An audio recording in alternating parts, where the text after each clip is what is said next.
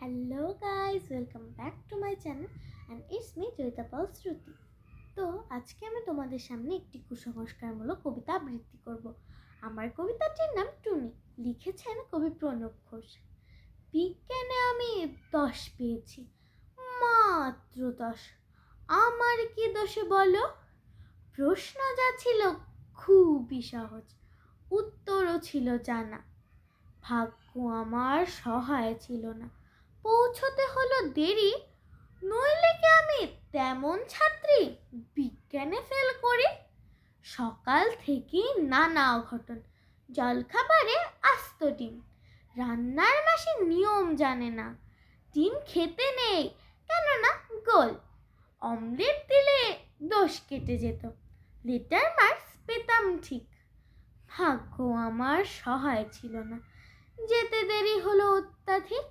ঘর ছেড়ে যাই বেরোতে যাব, দাদু হেঁচে দিল হচ্ছে। ঠাকুর মা তাই রেগে মেগে গাই, বললেন বৌমা হাঁচি পড়লো, ঘর থেকে যেন বেরোয় না।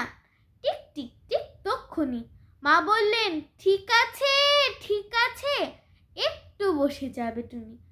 অগত্যা তাই বসতে হলো। হাঁচির বিপদ যেই না কাটলো, চৌকাঠেতে পা। আবার পড়লো বাধা, টুনি ঘরে বসে যা। কপালে দিয়েছি দইয়ের ফোঁটা, হাতে বিপদ তারিনি, কোমরে ঝুলছে ঠাউস মাদুরি।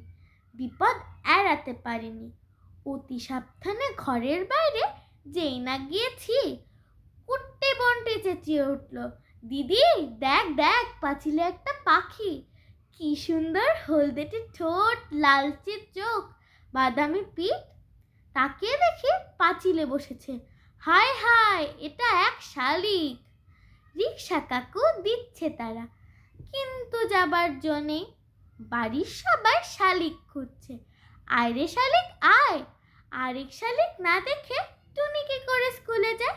শালিক জুটলো অবশেষে, রিকশা ছুটলো খুব জোরে।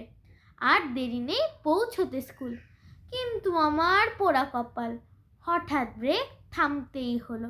পথ কেটে গেছে কালো বিড়াল, দেরির পর আরো দেরি। দেরিতে গেলাম স্কুলে, সামনেই দেখি কি সর্বনাশ, বিজ্ঞান দিদিমণি। খুলে বললাম, রেগে গজগজ, বসতে দিলেন ঘরে।